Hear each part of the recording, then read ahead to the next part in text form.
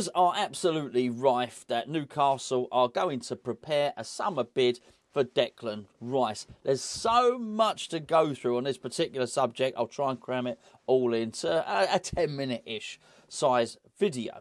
First of all, there's a load of stuff to discount, okay? There's a lot of Newcastle comments when this news came through saying, we don't need Declan Rice, we've got Bruno.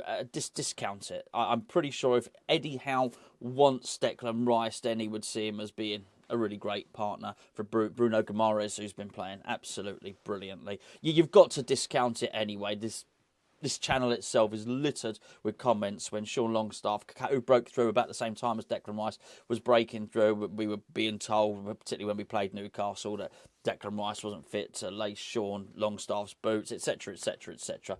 He would be a really, really good player for Newcastle. They are literally barking at the moon if they're saying they don't want him and they don't need him. Actually, don't need him might be slightly different. They probably don't. They can go and buy whoever they want.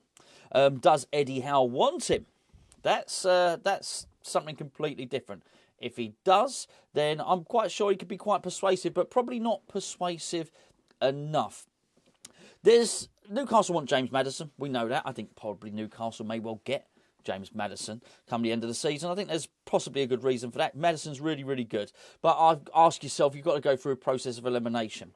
Would Arsenal be interested in James Maddison? Probably not. They pretty much got that sewn up.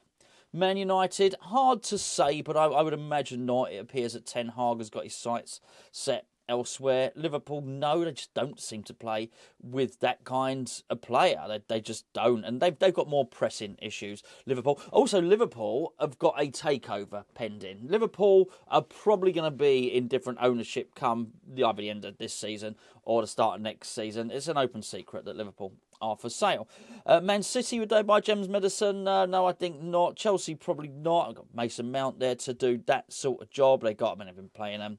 Havertz, a little bit too further forward than they'd probably like, who can play really well in that position. They got lots of those type of players. Basically, as I go through all the top teams, and maybe even Tottenham as well, I don't see that they would be interested in James Maddison. My point is, out of the teams that maybe would be contesting Champions League qualification for next year, I think Newcastle would probably be Maddison's best choice. So will they sign Maddison? Quite probably. Declan Rice, it's just not the same. Not the same at all. Firstly, you've got to look at his family situation. There was a point where Declan didn't really want to move from the London-based area. I believe Declan lives in Cobham. So basically, Declan lives where all the Chelsea players live. It's not that far from here, actually. All the Chelsea players live there. It's probably easier for Declan to live over in Chigwell or somewhere like that since he's been at West Ham. He doesn't. He's got his house in Cobham. He doesn't even want to move from Surrey to Essex, put it that way. There's been times whenever he's been linked with Manchester United, it's been suggested he probably is quite comfortable at home, as I understand it. He's got recently he's a new father. I think there's a lot of reasons. That being said, money talks. Money talks. And if Newcastle really want to push the boat out and offer Declan Rice lots and lots of wages, he's going to have a decision to make. A couple of things just to dissect on that. Firstly, I don't think Declan Rice is particularly money motivated. If he was, he would have signed a new contract at West Ham with a buyout clause, and he would have been earning probably at least £100,000 a week more per week than he is currently. I don't think he's money motivated. In fact, the other week, as Mark Noble did an interview on TalkSport, he said Declan's not particularly money motivated. Also, you've got certainly the, I was going to call it rhetoric. It's not rhetoric really. I think they mean it. When Newcastle say the words, "We're not going to be held to ransom, we will not pay over the odds," they don't want to have their pants pulled down. Newcastle are rich, they're perceived to be rich, and because of that, people are going to try and take advantage. If you've got a player to sell them to Newcastle, you charge a little bit more, basically. Newcastle are keen, and I understand why, for that not to happen. So, and that's admirable. It really is. However, they're not going to be able to stick with that if they want to really sort of compete with the clubs above them. There's no point them doing that if Man City can spend what they want. As I understand it, Haaland's on Can this honestly be right? Haaland's on £1 million a week with bonuses and stuff like that. I might have that wrong. I just might be reading the wrong newspaper. But that's the sort of thing. Even look at years ago when, say, it seems like years ago, wasn't it, when Sanchez signed from Arsenal for Man United, 560 grand a week. Ronaldo's on 600k a week. You're not going to be able to keep that stance and then attract the best players. So both can't be true. You're not going to be able to entice Declan Rice and say, well, we're not going to have pants pulled down, because actually you're probably going to have to pull them down yourself if you want Declan Rice. That conjures a strange image, doesn't it? Actually, before I go any further, I almost forgot today's special offer, the 12 days of Christmas, is a fantastic Vaz Te T-Shirt. Now, there is limited stock of these. We're not trying to sell off old stock here. We've had these especially designed and printed up just for this Christmas offer. Basically, we're selling them for pretty much cost. So there's a limited number. Once they're gone, they're gone. You will not be seeing us selling these as another line in a year's time or anything like that. This is it. Once these are done, these are limited edition T-shirts, which we're selling really, really cheap. Get yourself over now to hammerschatstore.com. Just click on the Vaz Te T-shirt, put it in your basket, buy it. That's it. Once they're gone, they're gone. But do tune in tomorrow, because there will be another offer. Back to Declan Rice as well. There's another aspect to Declan Rice that I feel is really important. There's been a little bit of talk recently about West Ham's terrible form depreciating his value. I get the argument, and I do think it will depreciate a little bit, but not to the huge amounts that people have been discussing. I think we should be far more worried about Lucas Paqueta's depreciation, to be perfectly honest with you, and a couple of others as well. Declan, not so much. Declan has some wonderful commodities to him. Number one, he's English. That's a premium. Or Irish, if you like. I joke. Well, sort of. He's English, so that is a premium. He's homegrown. Massively important when you've got the homegrown quota, which every squad in the Premier League has to adhere to.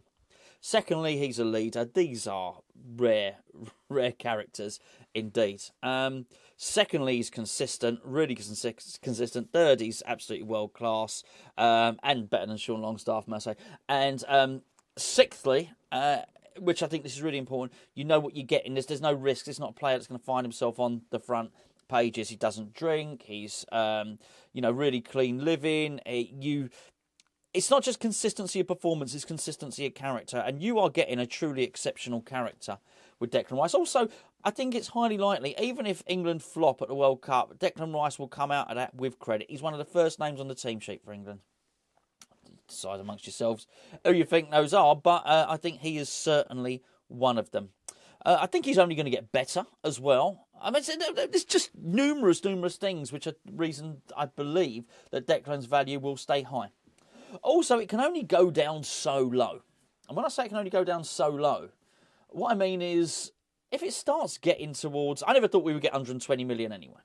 But let's say we were going to hold out. I wouldn't be surprised if we were going to hold out for the British record transfer. Still Jack Grealish, if I got that right?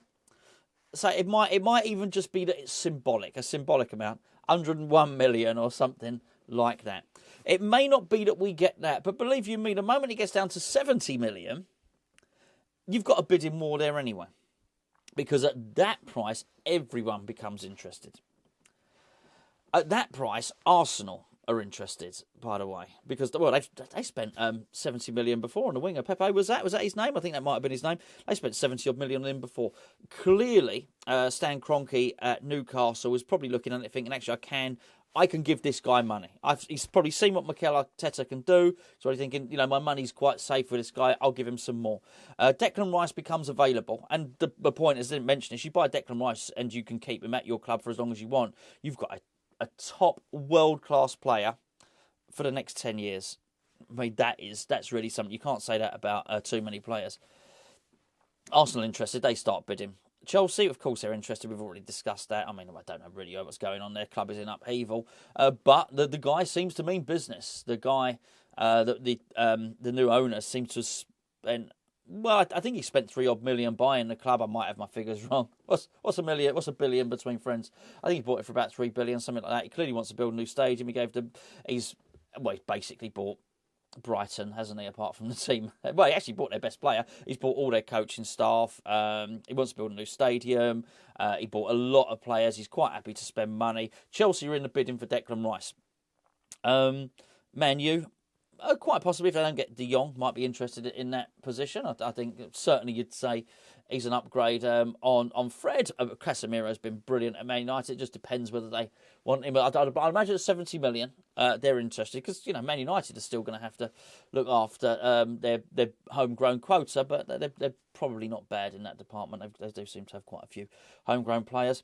Liverpool, this depends on the ownership model, but I think even with Fenway, if Fenway stay in charge, they're still buying Declan Rice at 70 million. We've shown they've got the capacity to do that because they've just bought someone for 85 million in Darwin Núñez, but they had to balance the books. However, you do know there's money there. If Liverpool get taken over, then they're in for the bidding anyway, whether it's 70 million, 80 million, 100 million, because whoever takes Liverpool over are going to have, quite a significant chunk of money. So they're in the bidding as well. Man City, quite possibly, they can afford him, can't they? And it's hard to make a case that Calvin Phillips has been a resounding success.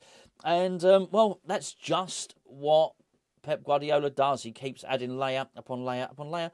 And there's probably slightly worried Pep, isn't he, by Arsenal. I would imagine by the end of the season, the cream probably rises to the top and Man City win the league. Nonetheless, ask yourself this question.